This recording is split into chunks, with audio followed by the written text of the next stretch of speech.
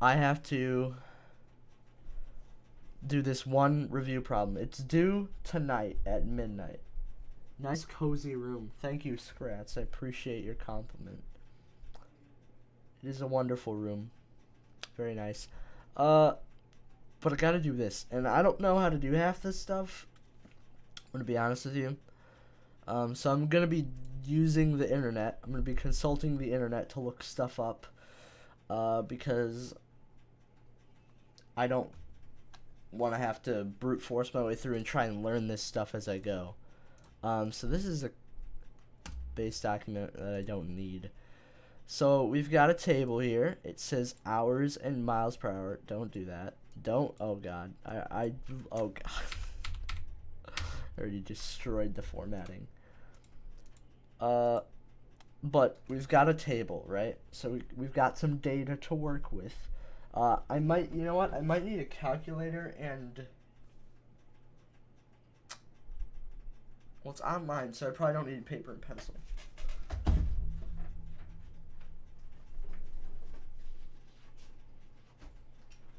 But I've got my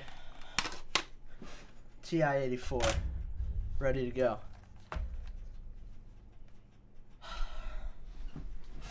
So this is a table for velocity, which is basically x prime of t. It's the rate of change of position. So it's asking us to approximate the acceleration at t equals 1.4. Well, 1.4 just so happens to be between 1.2 and 1.6.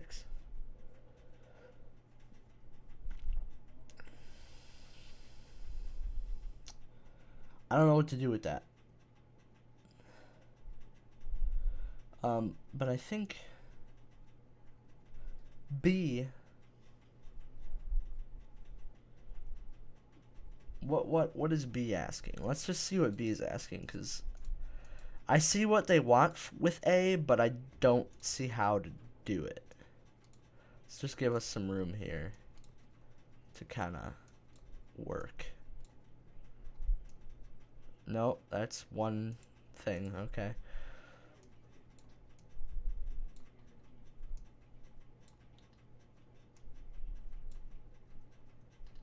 So it's asking us for t equals 1.4. And we're trying to find acceleration. So let's just establish here that v of t, or v prime of t, is equal to a of t. The velocity prime is the acceleration. So we know that. So this implies that the acceleration at time equals 1.4 is equal to the prime of the velocity at 1.4. So we take essentially the derivative of whatever this is. But that's easier said than done, for sure.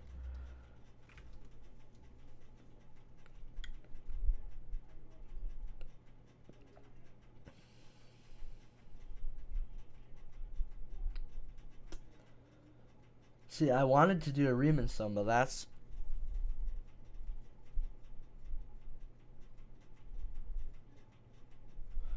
I think they want slope of the tangent.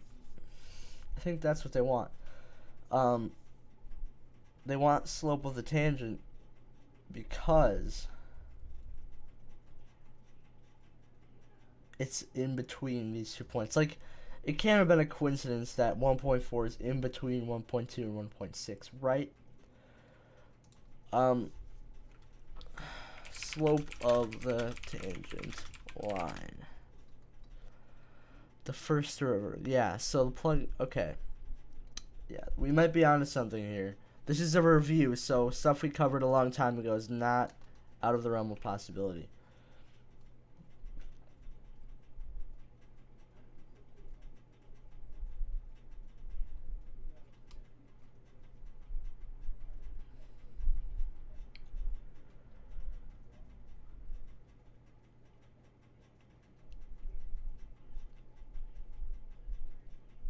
So, we don't know what this graph looks like, and there's no way for us to know. Well, there is a way, but we don't have to do that.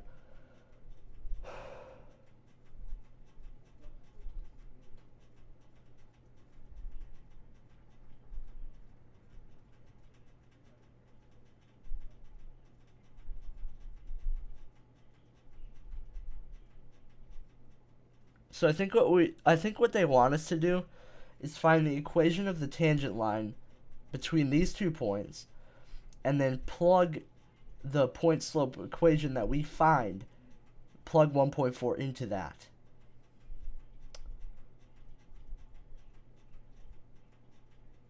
And that will give us the y value. So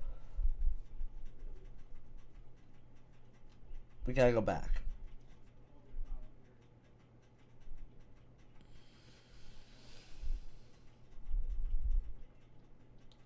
Okay, well, how are we supposed to do this if we don't know the formula?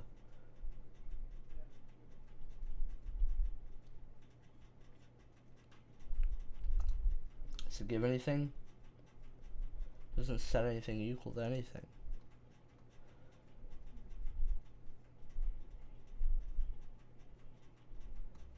Maybe this isn't what we're supposed to do. Equation for the slope of the tangent line. See, they're using a graph. Slope of the tangent with a table. Is there a way to do that? This video will demonstrate how to estimate the slope of the tangent line to a curve when the data is presented to us in a table. So we just have some tabular information here, and I've actually graphed it just so we can get an idea of, get a visual of what's happening here. But when you actually do this, like on homework or for a test or quiz, you won't have to draw a graph. Of course, well, we need 2 points to find slope, yeah. But at this point, so we need another point. In fact, we're actually going to step out in either direction, one spot in either direction from the point of tangency. Well, the issue here is that we don't know what this middle part, we don't know the value for that. So how are we supposed to find the slope if we don't know the value for it? Here, and I'm going to calculate the slope between these 2 points, and that will represent my estimate here. And we'll show you how we can get fairly close to an accurate estimate. Let's see where he goes. So we know slope is the change in y over the change in x. So as a formula, that's going to be y2 minus y1 over x2 minus x1, which in this case will be 93 minus 84 over 12 minus 8, which gives us 9 divided by 4, which is 2.25.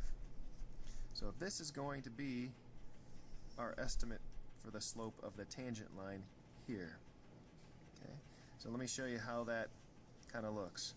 Our goal was to estimate this slope value, but we didn't use this point. We stepped out on our table 1 point in either direction.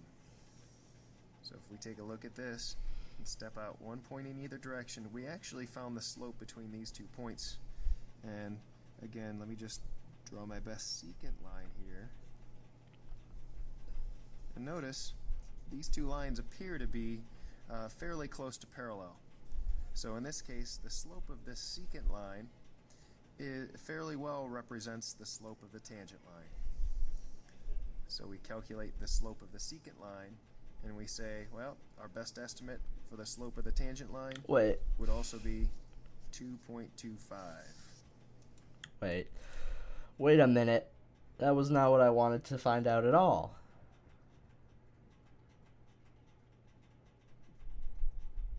Approximating acceleration. Approximating acceleration with a velocity table. This might be it. The table shows the velocity at time t of an object moving along the line. Estimate. Unfortunately, it gives them the freaking formula.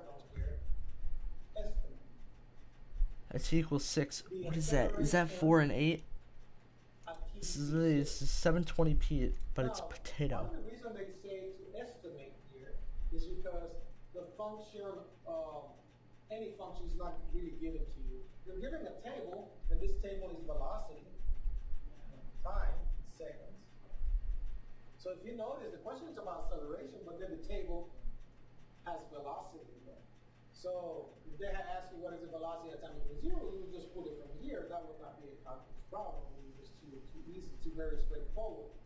So if we were given a velocity function, t, and then they ask you something about acceleration at time equals 6, then it would be definitely just be an IROC problem. You would take the derivative of velocity, which is acceleration, and then you would just plug in the 6, and you would get the exact answer. But then that would not be an estimate. That would be an exact answer.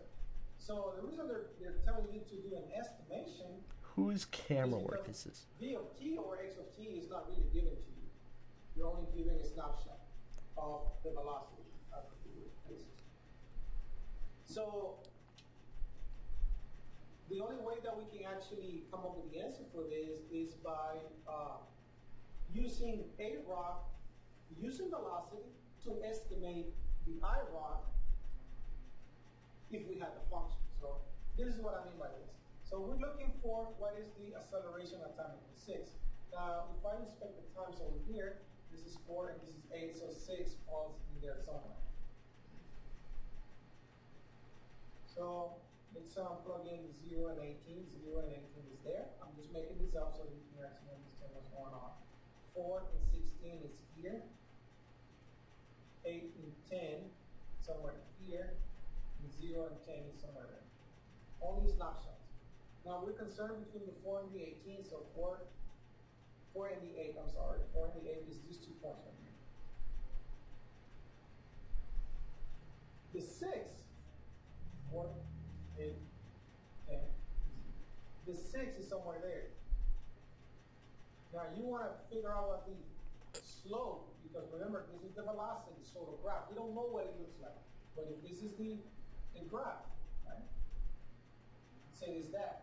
Then you would really be looking for the slope, because the slope of the velocity is your acceleration. But remember, this function is not given to you, so we cannot find that particular slope.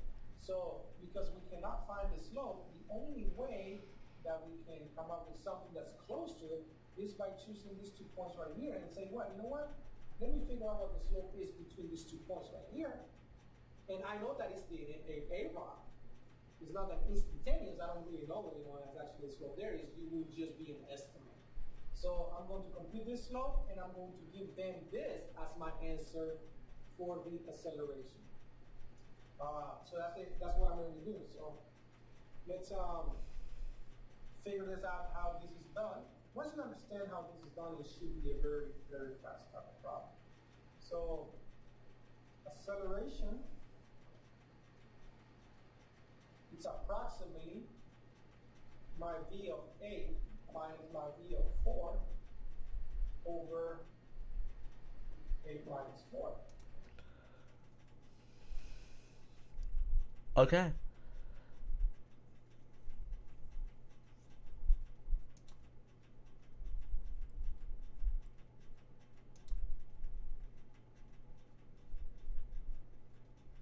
So we're finding the slope.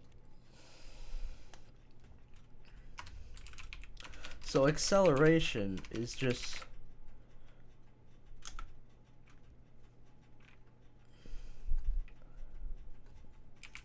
approximated via v of 1 point. That was the bigger number first. And this is not cheating. This is called using your resources. 0.6 minus 1.2. So yeah, that. Yeah. Now, why didn't I use something else here? Well, the problem only has V's in there, but you can always double check this. Make up units so that you can know whether you're actually getting acceleration or not. Velocity minus velocity is really meters per second. Meters per second minus meters per second is just meters per second. And then this is 8 minus 4, that's seconds. So it's meters per second, so it's really meters per second squared, which is really a acceleration. Very quick check on whether I was on the right track solving this problem. Now, V of 8 is 10, and V of 16 is, V of 4 is 16 over 4. So this would get me a negative 6 divided by 4, which is negative 3 times.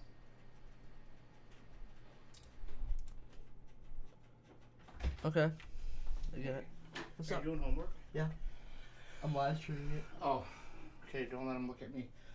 Okay, pay no attention to what I'm saying. Why? On my controller, you remember how you changed my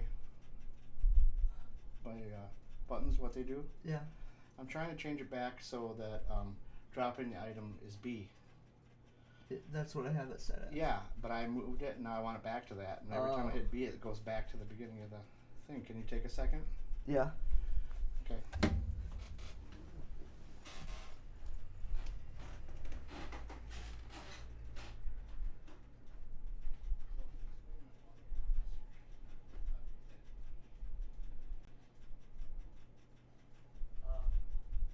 So I go to whatever function I want to keep at, right? I want to change. I press A. I press the.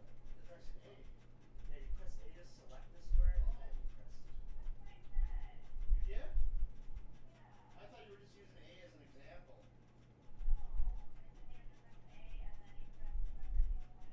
Oh, okay. Sorry.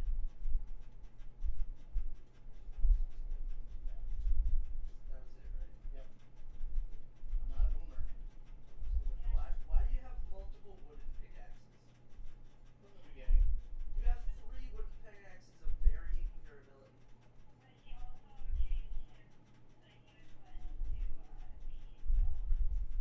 No, it was like that. I fixed it. Check over here. This is on your route. Yeah. This is on the route. Cool. Do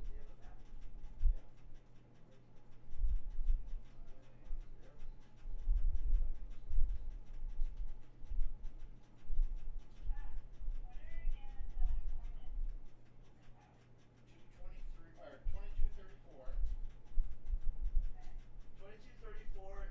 It's about 2200 and negative 800. Should find it.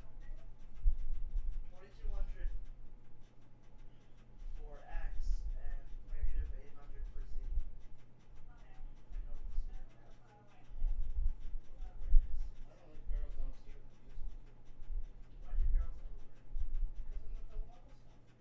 Hey, it's my house. Yeah. I'm just saying it's more efficient to store all of your items. You know, I'm not being super efficient. I don't even have labels. What'd you do with my map? The map. Did you die ever? No. Have you died yet?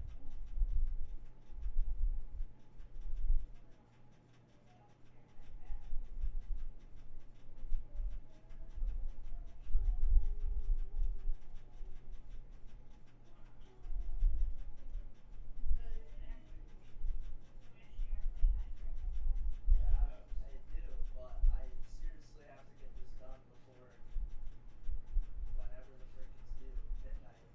So it's not that much. I'll get it done before midnight, but I want to get it done so that it's not finished at midnight. You know what I'm saying? Like I want it. Alright, sir. Your map doesn't exist. Sorry. I had one. Jack lost my map.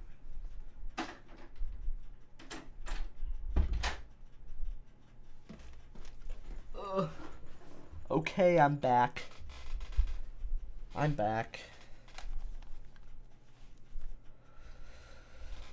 So v of 1.6 is 16.3 minus 17.2 over 1.6, that's 0.4 basically, which equals it's simple math, but I don't care.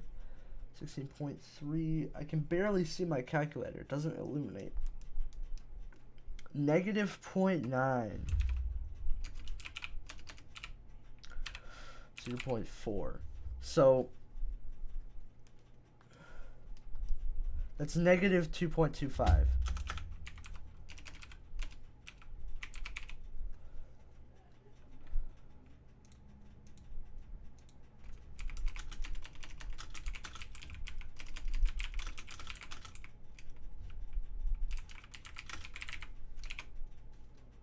Because this isn't technically the slope of the tangent, because the slope of the tangent would be if we had this point.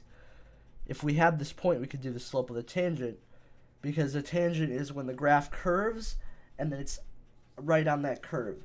And then the slope of the secant is between the 2 points that make the curve. Tangent, secant. And the secant obviously doesn't approximate for the curve, but it gives you a rough estimate. So it's asking the acceleration. So we're not trying to find v of t. We're trying to find v prime of t. And it makes sense that it would be a negative value because from 1.2 to 1.6, v of t decreases. So the acceleration is going down because the rate at which the velocity is changing, it's slowing, basically. It's still moving, but it's slowing how fast it's moving. It's kind of confusing, but there you go. And we'll put units of measure, miles per hour, basically. That's what acceleration is. It's miles per hour. It's a confusing way to phrase it, but it's just how fast your speed is changing. But not speed, velocity. It's how fast your velocity is changing. It's confusing, okay? But that's a simple way to put it. I just want to confirm that that's what should be the right answer for A.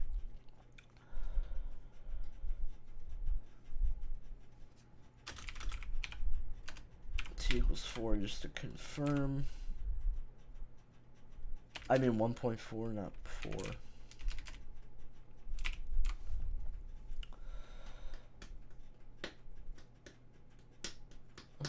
Boom, brown baby. Baby. Alright, so this, I like midpoint Riemann sums because they're simple. But first we have to interpret the meaning. So the integral from 0 to 2.4 v of t dt represents the position of the bicycle on the straight trail. In other words, it represents the overall distance given the values are all positive via an absolute value notation. That the bike has traveled. Now, I just did a little word vomit there, and now I'm going to kind of interpret what I said and see if it actually made sense and if it's even right. So this integral here, so we know an integral is the opposite of a derivative, so it's taking a step back. A step back from velocity is position, x of t. So that would mean that the integral represents the position of the bicycle on a straight trail, right? Because the velocity is how much the position is changing. It's the slope of the position.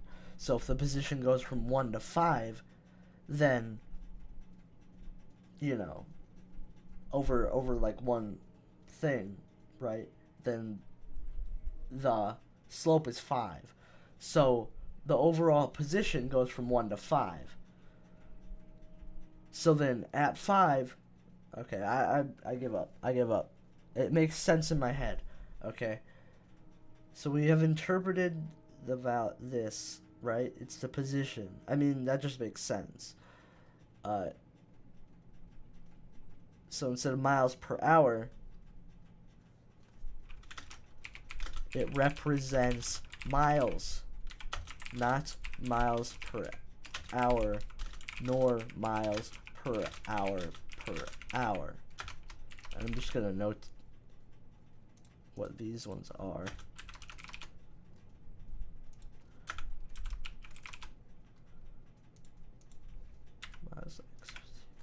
There's a lot of commas in this sentence, but this is not an English class. Okay. Why is it... It's like being weird with the periods. Okay. It represents the overall distance given the values are positive.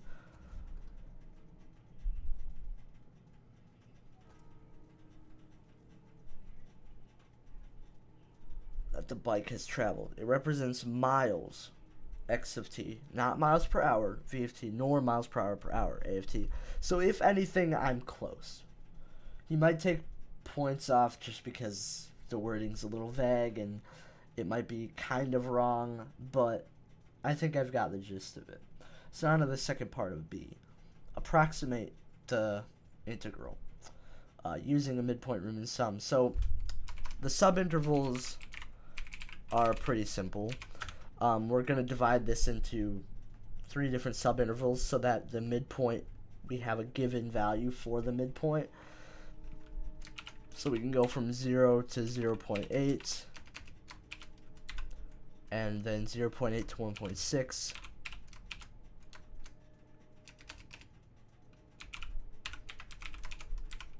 Oh my gosh, I can't type, I'm sorry.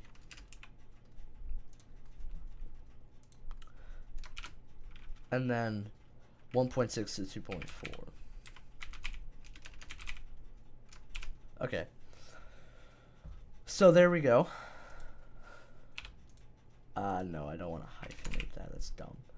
So we've got our subintervals, and then with those subintervals, we are given our midpoints. The only thing I'm blanking on right now is what the frick I'm doing. I'm trying to find the value under the graph. Like, the integral is the area under a graph. That's just what it is. Which makes sense in this case because, obviously, in the example I tried to explain, but it makes sense. I just trust me.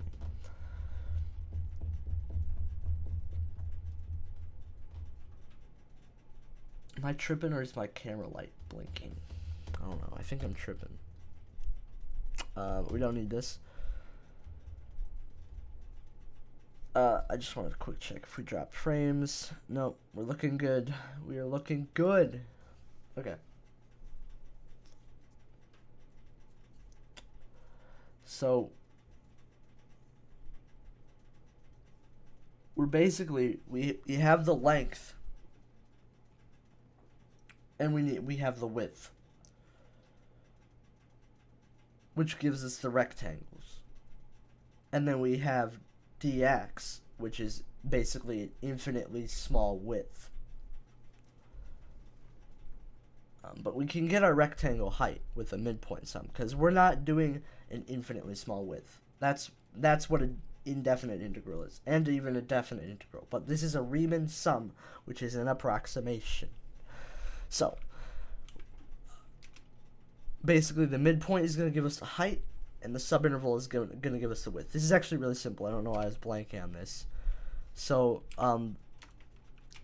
Riemann sum equals approximation via rectangles. So, no. Height of rectangle equals the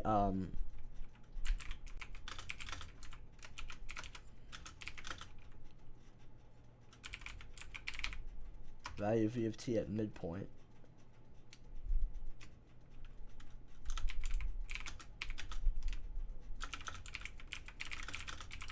subinterval. Okay, that's good. That's good. Stitching it together. And then the width of the rectangle equals high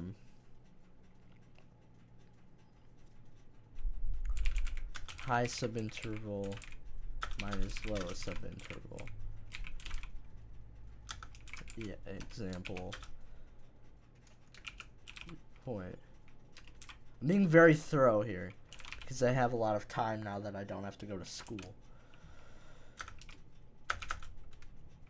0.8 minus 0.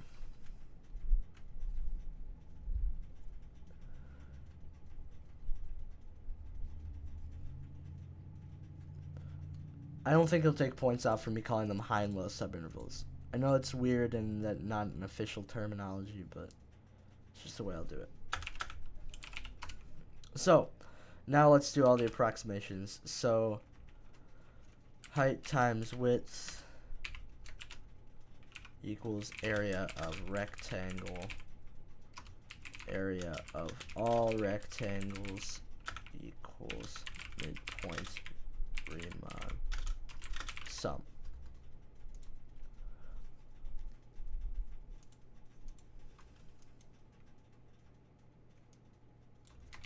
Sum of rectangle areas.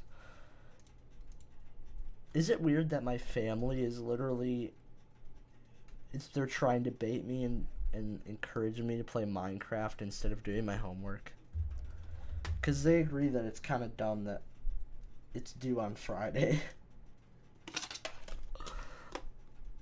It's like due on Friday at midnight. It's spring break.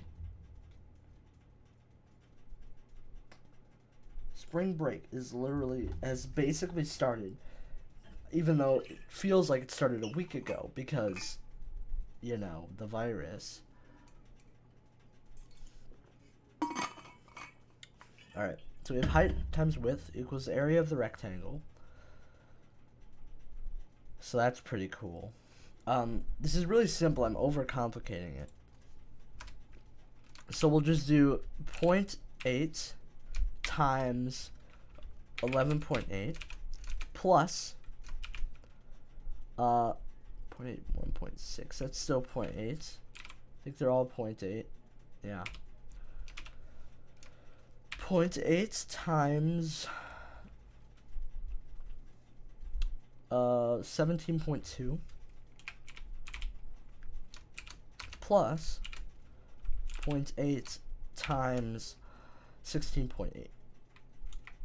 And if we do all this, that'll equal our midpoint sum. So let's just plug this all into our calculator.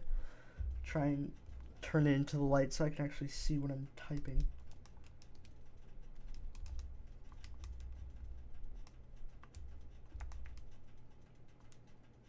Put 1.8. I'm stupid.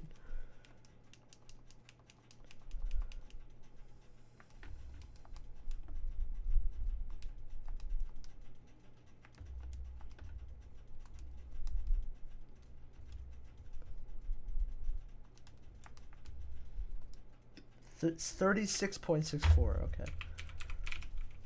So the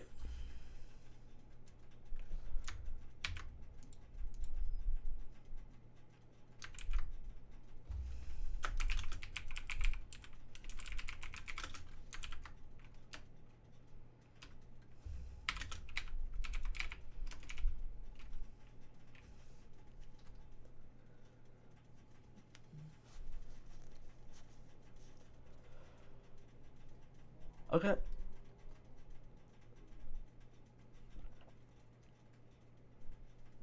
I mean, there you go.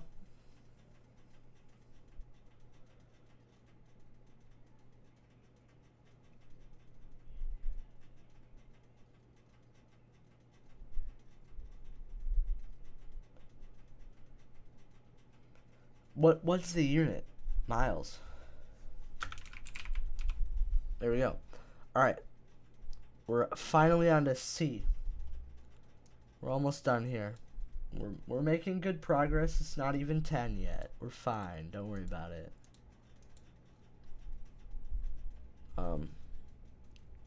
So the velocity. So now it's giving us the function of the velocity. So now we're finding average velocity.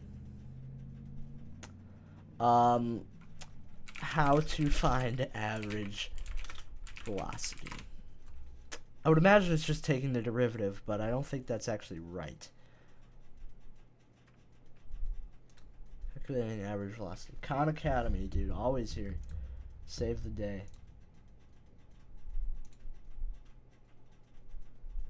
Apply what we know about them for some pretty common problems you'd once see in a physics class, but they're also common problems you'd see in everyday life because you're trying to figure out how far you've gone or how fast you're going or how long it might take you to get someplace. So first I have, if Shantanu was able to travel 5 kilometers north in 1 hour in his car, what is when you say how far did it go over some, look at the numerical part of it, to work on that right now. So if we wanted to do this to meet in the numerator. Okay. I need to think of all those questions asking.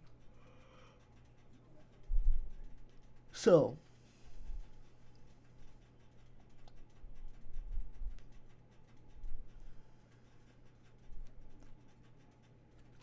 V of t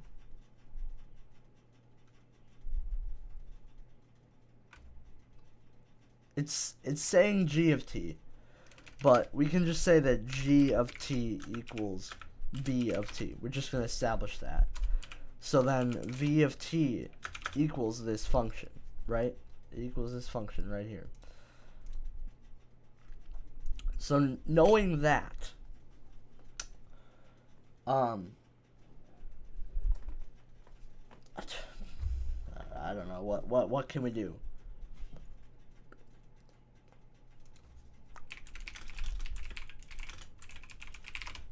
What is average velocity? It's a straight line. The average speed of an object is defined as the distance traveled divided by the time elapsed. Velocity is a vector quantity, and average velocity can be defined as displacement divided by the time. So the time is 2.4. So we're dividing this thing by 2.4.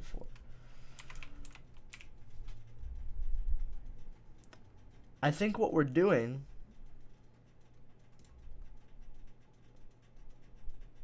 is we're plugging in 0, or we're taking 2.4, we're plugging it into this, and then we're subtracting that.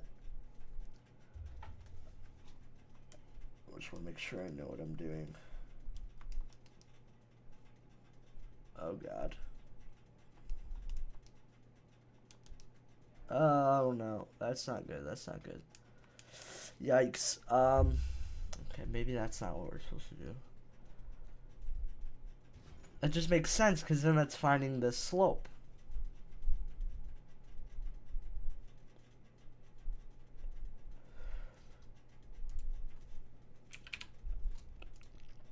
It's literally, it's the exact same thing that we just did. Is it not? Except it's taking the very ends of it. Am I not thinking about this right? Average velocity formula. Velocity formula. Average velocity calculator.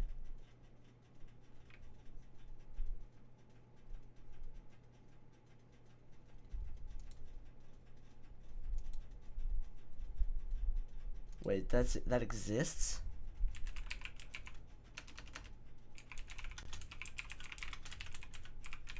Alright, this is not being used to cheat. I just want to verify that this exists. Okay, yeah. So we're finding... What?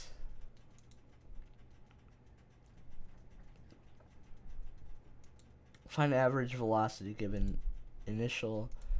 So what's our initial? 0. And our final is 20.1.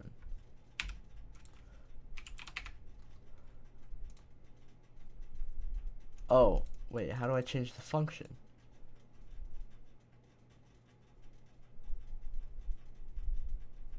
Average velocity, why? Am I doing this wrong?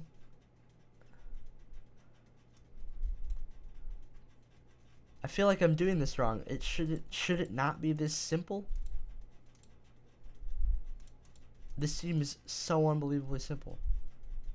It's asking us to find the average velocity. It gives us this giant function. There's no way we don't use it.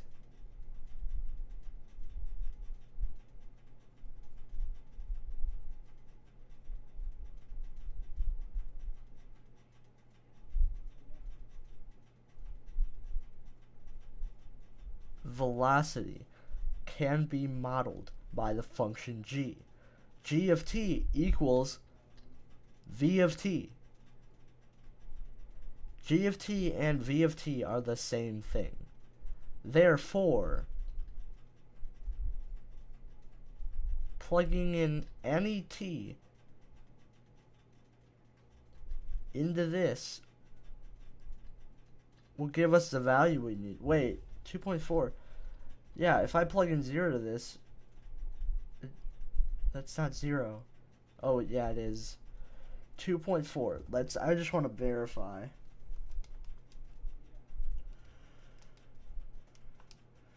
Right, so 2.4 plus 5 sine 6 2.4 divided by 2.4 plus 0.7. Dang. Okay. Yeah, that's it.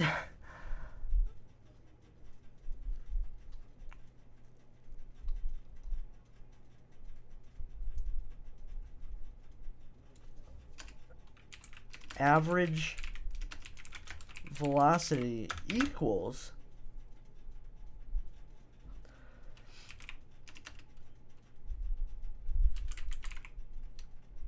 the average velocity. I don't know what is average velocity.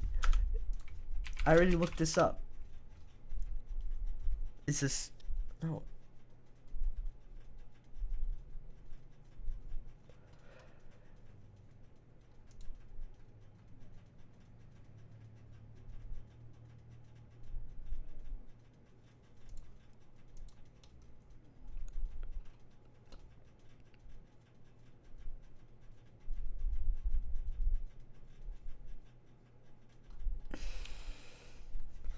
The average rate at which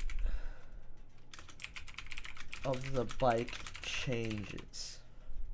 The average rate at which the position of the bike changes. Wouldn't finding the average make more sense if we added all of these values up and divided it? Dude, I'm missing something.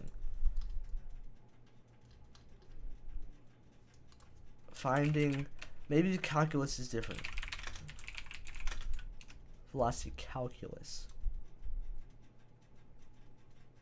Yeah, see, look at this crap. This is the freaking formula that I was looking for. Hello, Melissa. One way to find the average velocity would be to do the change in position divided Why by does the this sound like a 25-year-old woman, and yet their hands look like they're 80? Change in position divided by the change in time. In other words, we would do the position at time 2 minus the position at time 1.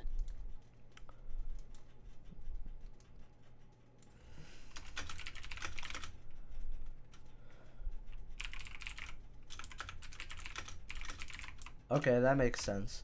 Change in position over change in time.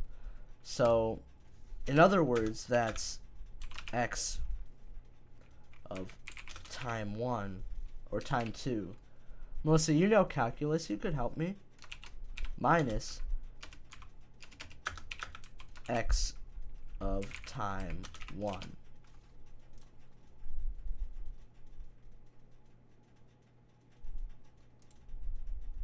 Divided by time 2 minus. Divided by time 2 minus time 1. Yeah. So this is what I was doing. X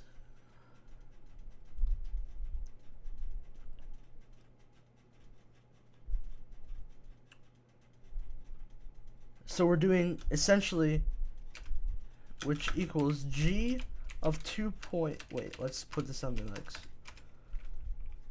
Wait, so this implies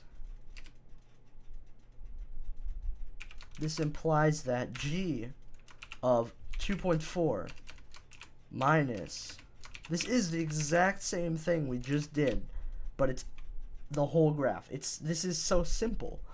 G of 2.4 minus G of 0 time 1 minus time 2 divided by 2.4 minus 0, which equals 20.1 minus 0 divided by 2.4.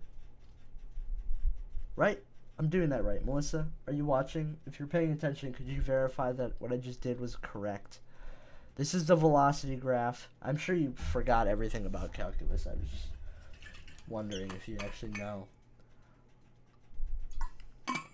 I know you did this. I know you did Riemann sums. I know you did.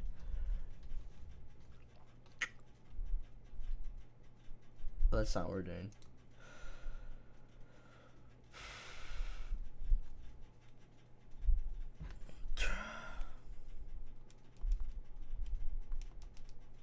$8.375. What is the problem? It gives us a function for velocity, and it's asking us to find average velocity. It also gives us the table. Given this is a bountiful amount of information, by the way. What I did was I took the change in position over the change in time. That's what average velocity is. So the change in position is plugging this time into this function and subtracting that by this time in the function, which is just 0. So I got 20.1 minus 0. So that's change in position was 20.1. And then I divided it by change in time, which is 0 to 2.4, so that's 2.4. I divided 20.1 by 2.4 to get 8.375 for the average velocity. What would the unit be for that?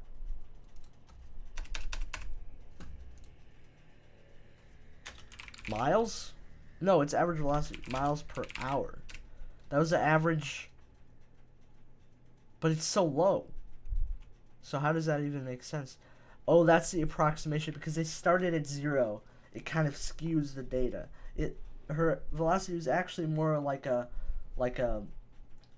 logarithmic or whatever it's called on a bike. Yes, they're on a bike. Miles per hour on a bike. Okay. We're on to part D. Given, according to the model given in part C, is Ruth's speed increasing or decreasing at time equals 1.3? So,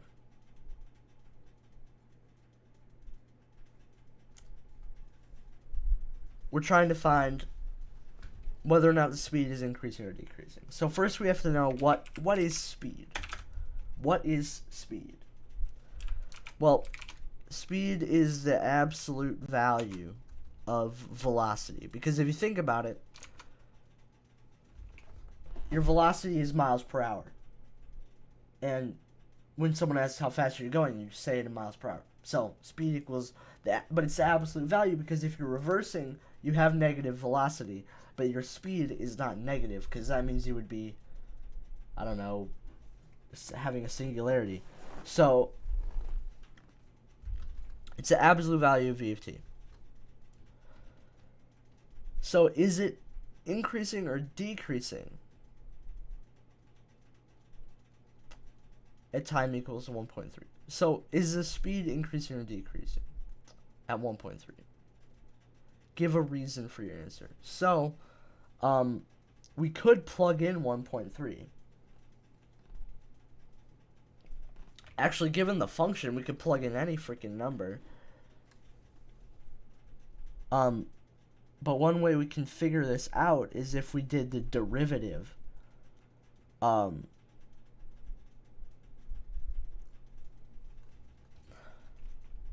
So we could say, to find whether or not the speed is increasing or decreasing, we can find the derivative of the function, as this represents the, oh god, what, wait, yeah, wait, no, yeah, this represents the rate at which speed is increasing or decreasing a of t, rather than the value of this, rather than the speed values themselves, which is v of t. That makes absolutely no sense. To find whether or not the speed is increasing or decreasing, we can find the derivative, which is essentially the slope of the velocity. It makes sense to me, I just don't know how to express that accurately. So we have to find the derivative of this. And I hate exposing my methods on here, but the chances of my calculus teacher watching this are very low. There's this thing called the derivative calculator. It's really good. And I don't know how insane they're going to be on the AP test. I mean, I would assume they're going to be pretty crazy. Like, they're going to be like, you have to have a camera. We're going to watch you take this test. Hearing these calculus terms makes me want to die. Yeah, I mean, I want to die doing them. But what I was saying is, when I'm taking the test, if the restrictions aren't that big, then I might use this. But I feel like I'll know it enough not to use it by then. So let's just format this. 24t plus 5 sine 6t.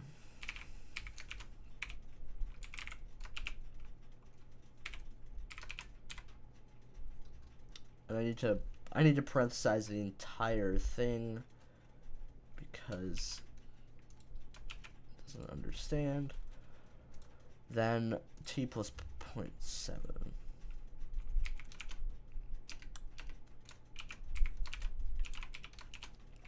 Alright, so we have this. Brings back bad memories of having to do calculus, yeah. I can understand why someone would really enjoy doing calculus once they hit that level. Like, it's an uphill battle at the start, and you just don't understand everything, so it's hard to understand the first stuff. But as you go, you understand more and more, and eventually you hit that peak. And then it's a flat line from there, because, or even a decline, because you hit that point and you're like, I get it. And then the ideas connect, and the teachers always talk about this, but it sounds like nothing because you don't believe them, but it happens. You realize what's going on, and it makes sense. Okay.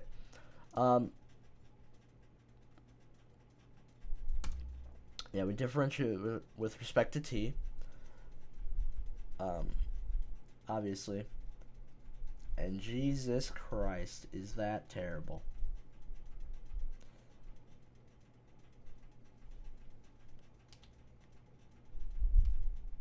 My God.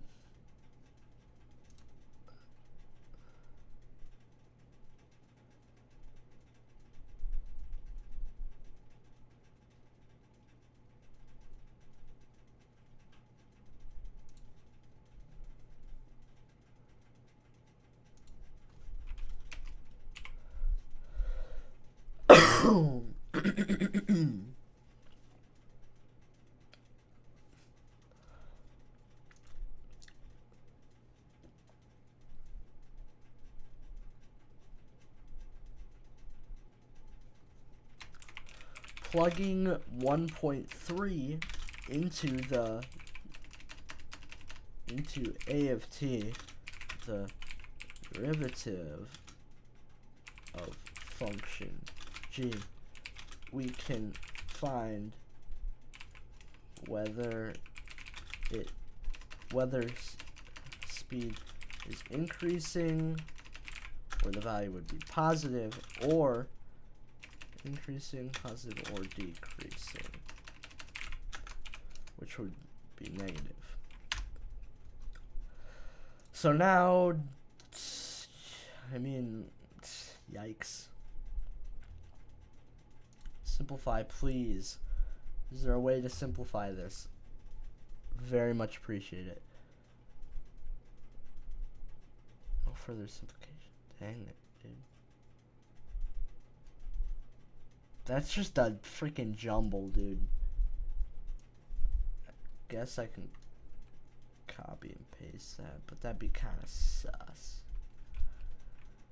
Alright, let's just freaking go. Here, we'll pull this up on a separate page so I don't have to deal with it. Deal with going in between tabs all the time. So I feel like the simplified one would be best. Oh gosh. Alright. Oh, and I think I'm gonna have to do this too, because it's gonna be dumb. Double monitor. I want a double monitor more and more. Alright. So v prime of t slash a of t equals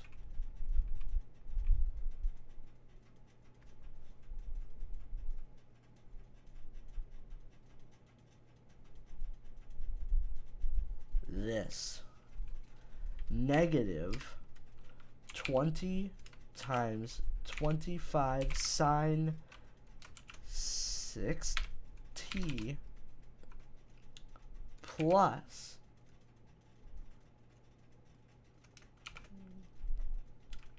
negative 150t minus 105 cosine 6t minus 84.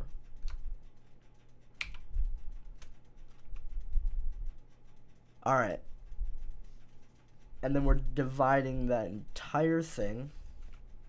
So let's just quick parenthesize that. We're dividing this entire thing, and we're gonna, negative is outside the parentheses. Divided by 10t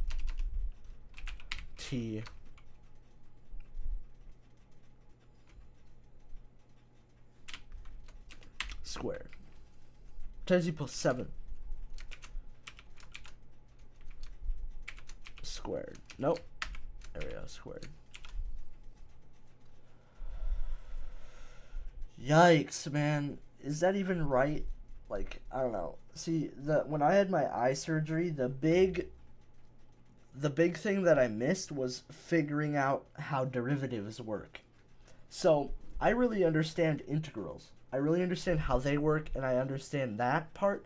But then when it comes to, like, finding the derivative of a function, I can do the simple stuff, but the complicated stuff, like product rule and power rule, chain rule, stuff like that, I have no clue how to do it.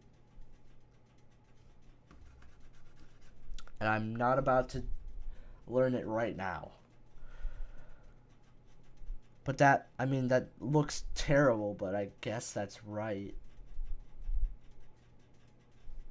I mean, it shows steps.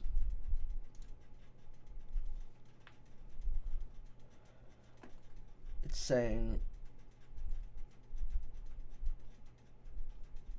d over dt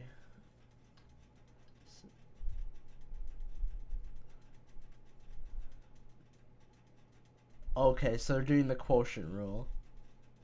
And then they're just simplifying it from there. Okay. So they did a quotient rule. Got it. I'm not going to X that out yet. Alright. So now we're going to plug this behemoth into our calculator. We'll just do it in y equals because why not?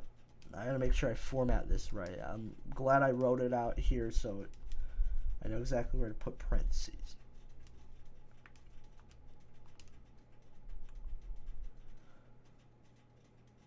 Sine, oh, I have an extra parenthesis,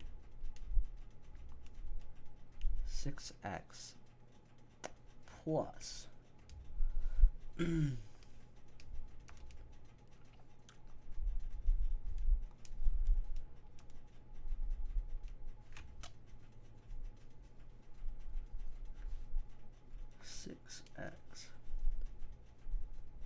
minus 84. My battery's gonna die. Oh no. It's okay. We got this. We got this. Minus 84 parentheses divided by parentheses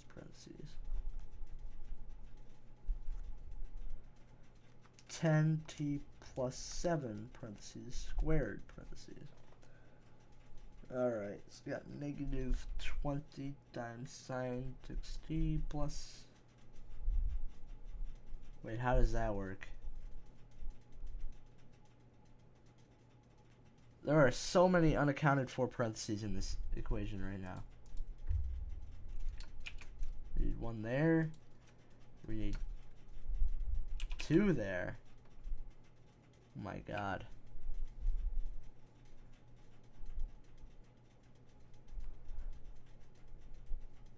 Right?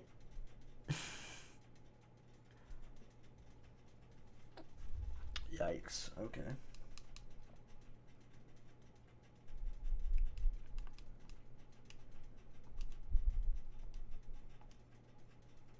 We inserted, and then we add one on this. Wait. But then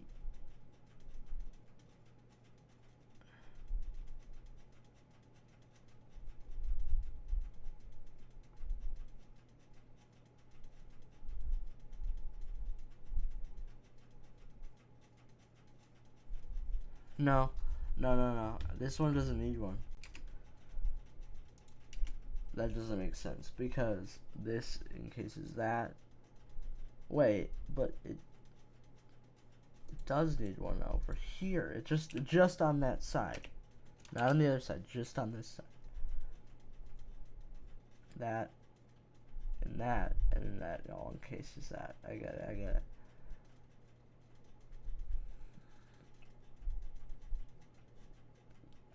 Okay, we're good.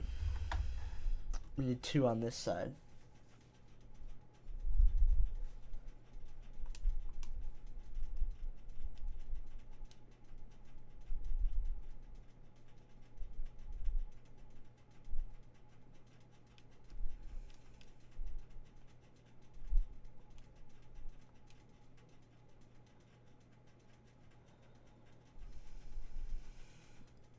And then we do table set 1.3, go to table, negative 500 on the dot.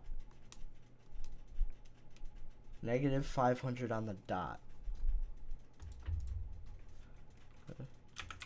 Plugging in 1.3 equals negative 500.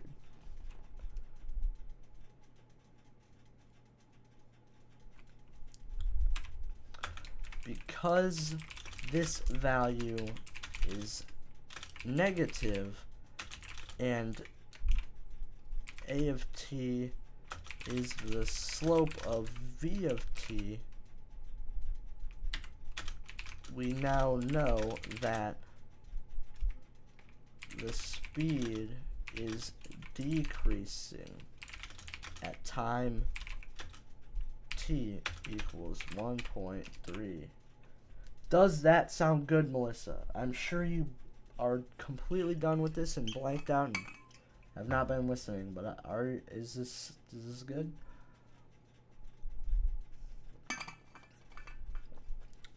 Tomorrow I'm probably gonna do a live stream for chemistry, because I have a lot of catching up to do for chemistry.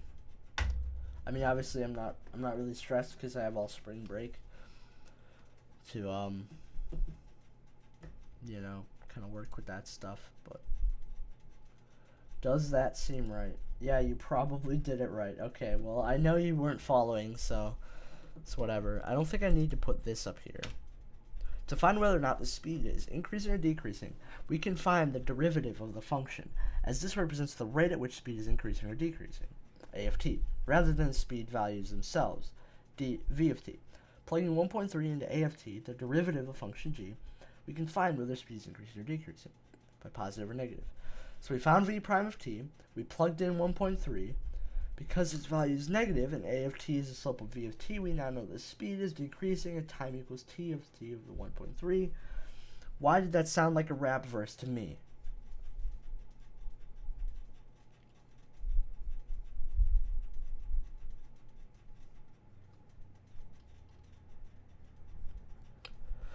Alright, well, I don't know.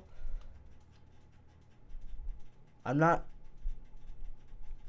confident in my answer, but at the same time, I feel like if I did something wrong, I would have hit a brick wall at some point. You know what I'm saying? Like, I would have hit a point where I'm like, you know what, maybe I'm not doing it right. But I'm glad I got exactly negative 500, because that seems like a good number.